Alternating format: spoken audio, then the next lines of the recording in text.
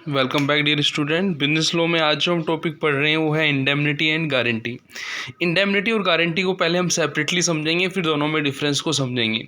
सबसे पहले हम ले रहे हैं इंडेमनिटी। देखो, इंडेमनिटी का मतलब ये हुआ कि जब हम मान लीजिए इंडेमनिटी आई से है तो आई का मतलब है इंश्योरेंस। हमने इंश्योरेंस कॉन्ट्रैक्ट जो इंश्योरेंस कंपनी के साथ किया तो कहीं ना कहीं इंश्योरेंस कंपनी ने हमारे साथ इंडेमनिटी का भी कॉन्ट्रैक्ट किया है।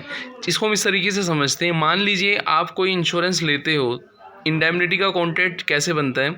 मान लीजिए आपने इंश्योरेंस लिया तो इंश्योरेंस का प्रीमियम आप पे करेंगे इंश्योरेंस कंपनी को। इंश्योरेंस कंपनी क्या करेगी, उस प्रीमियम के बदले में आपको ये रिस्क देगी, इस रिस्क के अगेंस्ट सेफ्टी देगी कि आपको आपके एक्ट से या किसी अदर एक्ट से कोई भी लॉस होता है, मान लीजिए एक्सीडेंट हो जाता है, गलती से आप ड्राइव करते हो या फिर किसी नेचुरल कैलेमिटी से आपको कोई लॉस हो जाता है, तो उस सिचुएशन में इंश्योरेंस कंपनी आपको क्या करेगी, पे करेगी।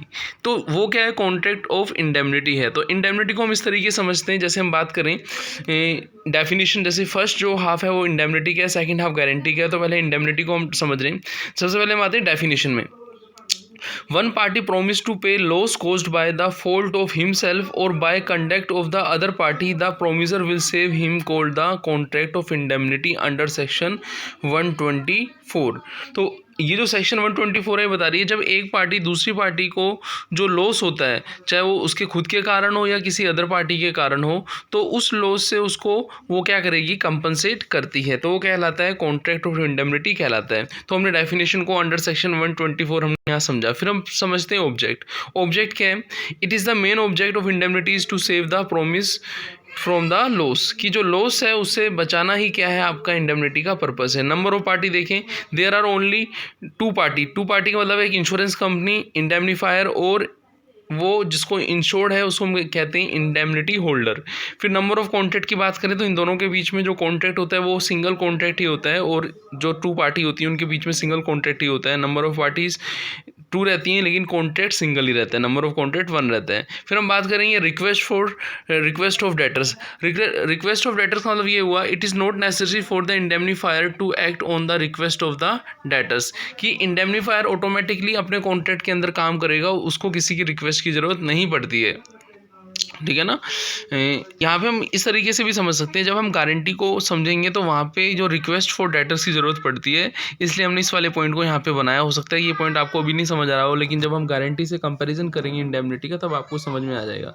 फिर हम बात करेंगे right of parties. Right of party की बात करें, an indemnifier can not sue a third party in his own name unless there is a no PVT of contract. He can do so only if there is a assignment in this favor. कि यहाँ पे जो himself आया था या herself आया था कि जो इंश्योर्ड है और इंश्योरेंस कंपनी जो है उसको लॉस होता है उसके एक्ट से या थर्ड पार्टी के एक्ट से होता है, तो थर्ड पार्टी के अगेंस्ट उसको राइट्स होता है। तो यहाँ पे हम बात करें, a indemnifier can not sue a third party in his own name, है ना। कि जो थर्ड पार्टी के अगेंस्ट वो जो लॉस होता है उसके लिए वो अगेंस्ट स्यू नहीं कर सकता, मुकदमा नहीं कर सकता। क्यों नहीं कर सकता? कि he can do so only if there is an assignment in his favour. कि वहाँ पे यदि उसने इस तरीके का कॉन्ट्रैक्ट कर रखा है, अपने कॉन्ट्रैक्ट एग्रीमेंट के अंदर जो इंश्योर्ड है और इंश्योरर है उनके बीच में कॉन्ट्रैक्ट है, तब तो वो कर सकता है, लेकिन विदाउट कॉन्ट्रैक्ट वो उस काम को नहीं कर सकता, राइट ऑफ द पार्टी को यूज़ नहीं कर सकता थर्ड पार्टी के अगेंस्ट। फिर हम बात करेंगे एक्सिस्टेंस ऑफ डेब्ट और duty. The risk of any loss happening is the only contingent against which is indemnifier undertake the indemnity. कि यहाँ पे जो एक्सिस्टेंस ऑफ डेब्ट या ड्यूटी है, कहने मतलब ये हुआ कि जो लायबिलिटी अराइज हो भी सकती है और नहीं भी हो सकती है। किसकी? इंडेमनीफायर की लायबिलिटी अराइज यहाँ पे हो भी सकती है और नहीं भी हो सकती है, ये आपका ज़रूरी नहीं है। कंसिडरेशन की बात करें तो विदाउट कंसिडरेशन ये इंडेमनिटी का कॉन्ट्रैक्ट होता ही नहीं है, क्योंकि कॉन्ट्रैक्ट है, कॉन्ट्रैक्ट के लिए आपका कंसिडरेशन होना बहुत ज़रूरी है। सेक्शन हमने कॉन्ट्रैक्ट के अंदर पढ़ा था ना, सेक्शन 2D पढ़ा था, वहाँ पे कंसिडरेशन आया था। स्यू अगेंस्ट द थर्ड पार्टी, जैसा कि हमने पहले डिस्कस ही किया था कि यदि उन दोनों के बीच में कॉन्ट्रैक्ट है तो इंडेमनीफायर जो है वो थर्ड पार्टी के अगेंस्ट क्या कर सकता है, केस कर सकता है। परचेज ऑफ एनी लोन और credit in case of indemnity contract, purchase of any loan और credit is not found, the consideration in the indemnity is direct. कहने मतलब ये क्या हुआ कि यदि हमने कोई इंश्योरेंस पॉलिसी ली है तो आजकल इंश्योरेंस कंपनी क्या करती हैं, इंश्योरेंस पॉलिसी पर हमें लोन भी प्रोवाइड कराती हैं, तो उस लोन का जो ब्याज है, जो लोन है, तो इन case of indemnity contract presence of any loan और क्रेडिट इज नॉट फाउंड। कि यदि इस तरीके का लोन नहीं लिया गया है तो वहाँ पे कोई सेट ऑफ नहीं करेगी इंश्योरेंस कंपनी, वो डायरेक्ट उसका जो कॉन्ट्रैक्ट कर सकती है उसके साथ। फिर हम बात करेंगे राइट ऑफ रिस्टिट्यूशंस। रिस्टिट्यूशंस क्या होता है कि जो हम इंश्योरेंस प्रीमियम पे कर रहे हैं पॉलिसी के अंदर, उस इंश्योरेंस प्रीमियम को वापस लेने का राइट्स क्या कहलाता है, राइट ऑफ रिस्टिट्यूशंस। कि जो इंश्योरर है वो इंश्योर्ड से जो प्रीमियम पे किया है वो यदि उसके बाद मिस हैपनिंग नहीं होती है तो क्या इंश्योरेंस कंपनी उसको प्रीमियम वापस लौटाती है? नहीं। The indemnifier has no right to get back the amount once paid, कि उसने जो प्रीमियम पे किया उसको वापस नहीं लौटाती है और इंडेमनीफायर को वो पैसा वापस नहीं मिलता है। तो हमने अभी किसे पढ़ा, इंडेमनिटी को पढ़ा। अब हम इंडेमनिटी का कंपैरिजन करेंगे गारंटी के साथ और गारंटी को भी समझेंगे। तो सबसे पहले मैं आपको गारंटी एक एग्जांपल दे देता हूँ। मान लीजिए कोई पर्सन है, वो मेरा फ्रेंड है, मैं उसको जानता हूँ, लेकिन वो किसी बैंक से लोन ले रहा है तो बैंक उसको नहीं जानता। तो अब बैंक ने मुझे कहा कि आप एज ए श्योरिटी अपने फ्रेंड की गारंटी दो, ठीक है ना। तो यहाँ पे जो मैं फ्रेंड के कॉन्ट्रैक्ट के बीच में जो मैं आ रहा हूँ, तो मैं एक श्योरिटी की फॉर्म में आ रहा हूँ, श्योरिटी मैं गारंटी दे रहा हूँ। तो इसके अंदर गारंटी के अंदर 3 पर्सन हुए, ठीक है ना। वहाँ पे 2 थे, यहाँ पे 3 होते हैं, और यहाँ पे कॉन्ट्रैक्ट भी कितने होते हैं, 3 होते हैं। पहले बैंक और उस पर्सन के बीच में, फिर उस पर्सन जो मेरा फ्रेंड है और बैंक के बीच में हुआ था कॉन्ट्रैक्ट, फिर मेरे फ्रेंड और मेरे बीच में, और फिर मेरे और बैंक के बीच में कॉन्ट्रैक्ट होगा। तो ये जो मैंने आपको एग्जांपल बताया ये गारंटी का एग्जांपल है। अब हम इसको गारंटी में भी समझेंगे, दूसरा हम इसको डिफरेंशिएट भी करेंगे इंडेमनिटी से। जैसे हम देखें तो पहले डेफिनेशन के बेस पर देखें तो जो इंडेमनिटी की डेफिनेशन अंडर सेक्शन 124 थी, ये अंडर सेक्शन 126 है। It is a contract to perform the promise और discharge of his liability of a third person in case of fault. कि यदि थर्ड पर्सन कोई गलती करता है, तो थर्ड पर्सन मतलब फ्रेंड यदि कोई गलती करता है तो मैं श्योरिटी हूँ, तो उस कंडीशन में मेरी लायबिलिटी अराइज होगी, मैं उसके नॉन पेमेंट की जगह मुझे पेमेंट करना होगा। ऑब्जेक्ट की बात करें, it main to be provide the assurance as to the performance of the promise as discharge और लायबिलिटी। कि यहाँ पे मैं एश्योरेंस दे रहा हूँ बैंक को कि यदि मेरा फ्रेंड पे नहीं कर रहा है तो मैं उसको पे करूँगा, ठीक है ना। तो यहाँ पे हम देखें कि वहाँ पे क्या था, इंडेमनिटी के केस में जो इंश्योरेंस कंपनी थी वो प्रॉमिस करती थी, और यहाँ पे प्रॉमिस कौन करेगा, यहाँ पे जो मेरे फ्रेंड्स का बैंक के साथ कॉन्ट्रैक्ट हुआ है वो भी प्रॉमिस करेगा, और मेरा जो बैंक के साथ कॉन्ट्रैक्ट हुआ है मैं भी यहाँ पे प्रॉमिस कर रहा हूँ इनडायरेक्टली।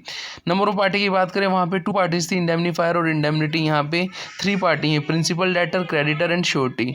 पैसा जो उधार दे रहा है और जो पैसा ले रहा है, और मैं श्योरिटी एज ए हूँ।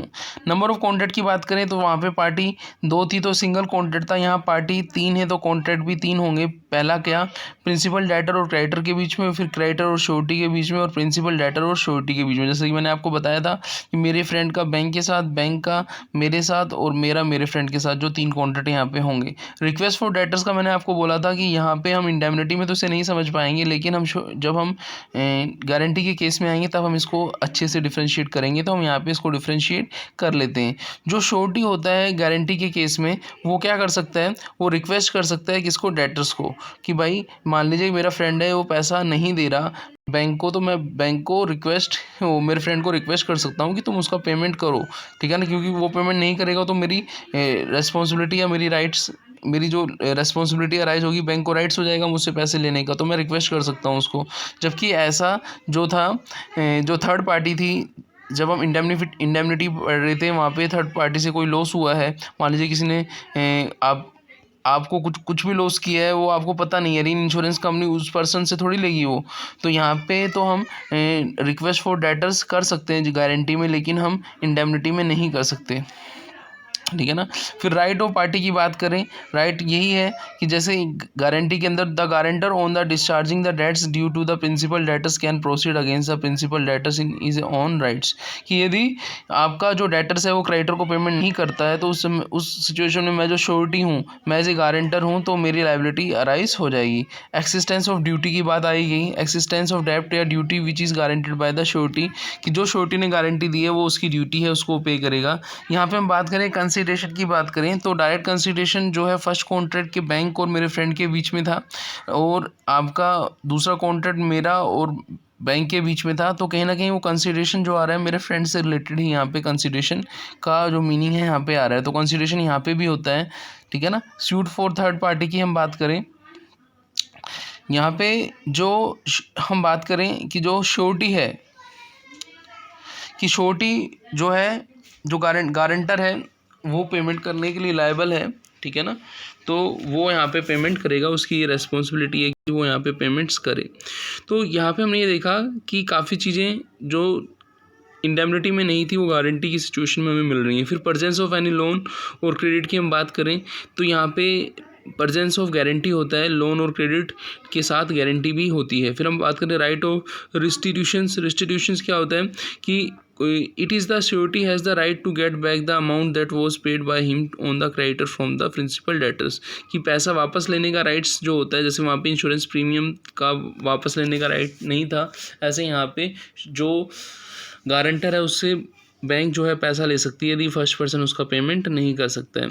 तो हमने यहाँ पे जो डिफरेंस समझा है कि क्या क्या डिफरेंस है किसके अंदर, अपने इंडेमनिटी और गारंटी के अंदर। तो इन डिफरेंस के बेसिस पर हम एक पॉइंट और पढ़ते हैं, cessation of liability. Under the indemnity contract the liability ends when contract comes and in the contract of guarantee it is ended if any change is made in the condition of the contract. तो होता क्या है, जो indemnity रहती है उसके अंदर जब कॉन्ट्रैक्ट पूरा होगा तो इंडेमनिटी ऑटोमेटिकली क्या हो जाएगी, पूरी हो जाएगी। जबकि in the case of guarantee के केस में जो आपका कॉन्ट्रैक्ट है वो तभी पूरा होगा, कॉन्ट्रैक्ट तभी चेंज होगा यदि हमने उस कॉन्ट्रैक्ट के अंदर ड्यूरिंग द ईयर्स कोई चेंज किया। तो यहाँ पे हमने इंडेमनिटी और गारंटी को समझा और मिलते हैं नेक्स्ट वीडियो में। थैंक्स।